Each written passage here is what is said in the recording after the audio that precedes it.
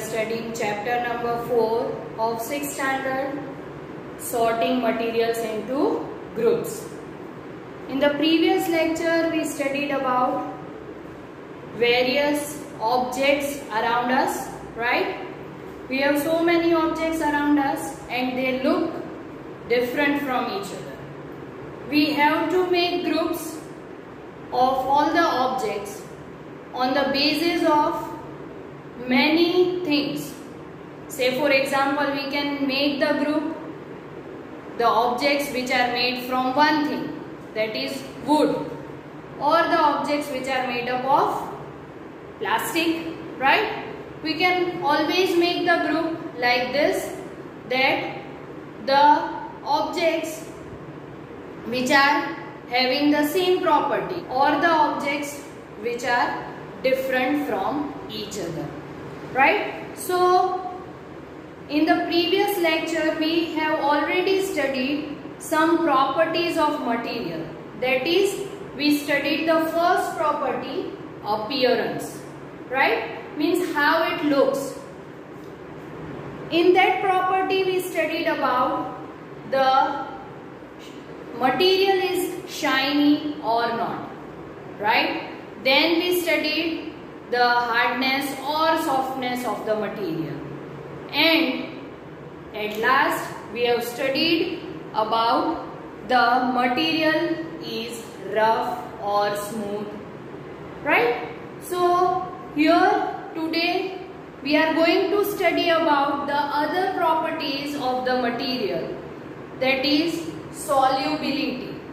Solubility means the given substance is soluble, means it can be mixed or not in the water, that we have to decide, right? So we have to check whether the given substance is soluble or insoluble in water or any other liquids. That is known as solubility.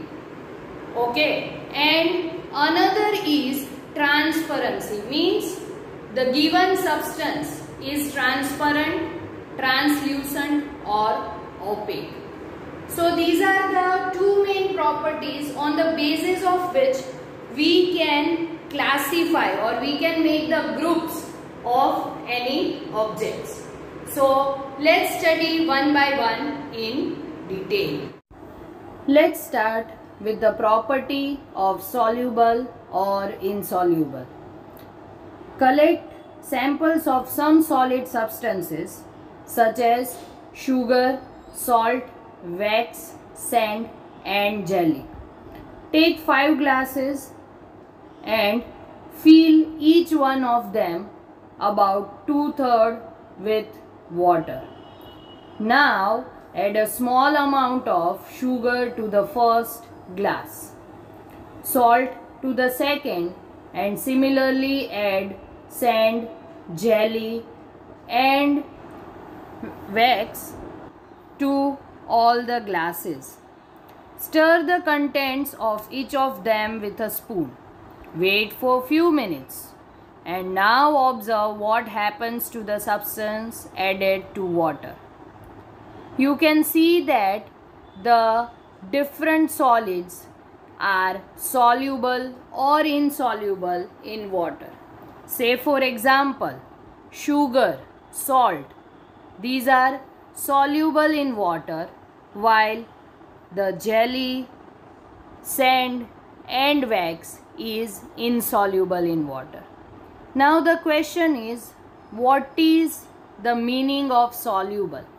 Soluble means the substance which dissolves in water is known as soluble substance, and the substance which does not get dissolved in water is known as insoluble substance. So by doing this activity we can easily know that the substances which completely disappear in water are known as soluble substances. That is, the salt and sugar are soluble substances, while the sand, wax and jelly are known as insoluble substances, as they do not dissolve completely in water. So, we can say that water plays an important role in the functioning of our body because it can dissolve a large number of substances. Now, I have a question. Do liquids also dissolve in water? To understand that, let's do an activity. Collect the samples of lemon juice and oil. Take 2 glasses of water and add lemon juice in one glass and oil in another. And now observe it well. What do you see? You can see that the lemon juice can easily dissolve in water, or we can say mixes with water, while the oil cannot mix with water. So here we can say that some liquids can easily soluble in water while other liquids cannot soluble or dissolve in water. Now let's study the another property of materials, that is the material float or sink in water. For that, just take 2 glasses of water, an ice cube and a metal piece. Keep that ice cube and metal piece in each glass. Observe it well. What do you observe? You can see that the metal piece sink in the water while the ice cube floats on water. So there are some objects which floats on water and some objects will sink in water.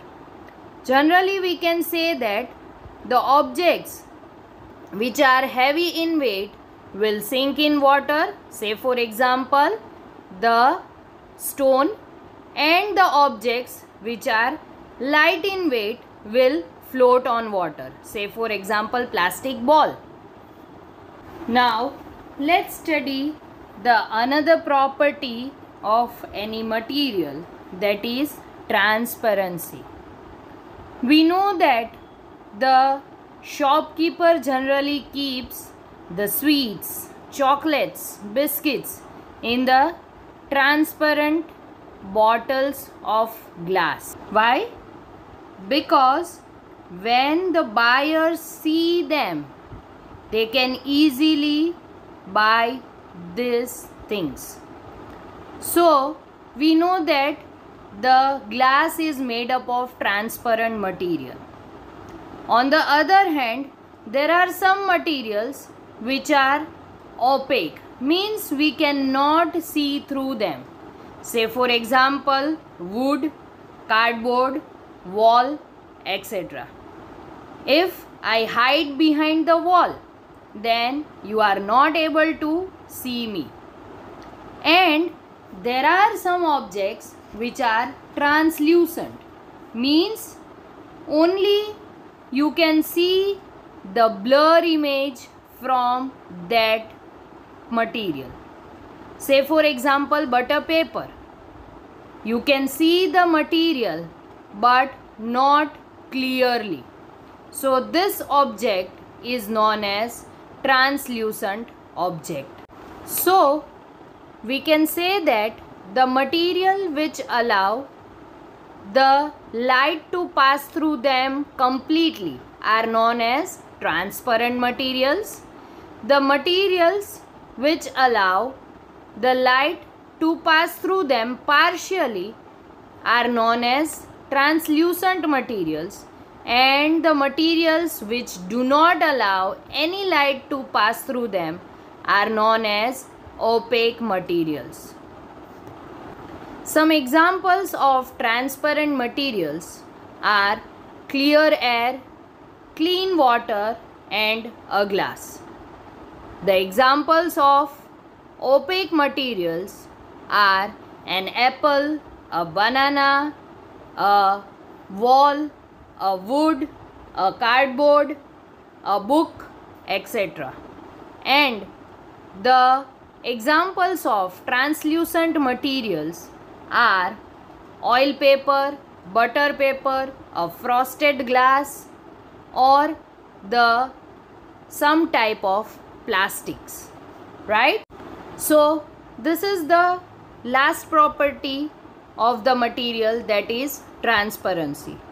We can easily make the groups on the basis of whether the material is transparent, translucent or opaque, right?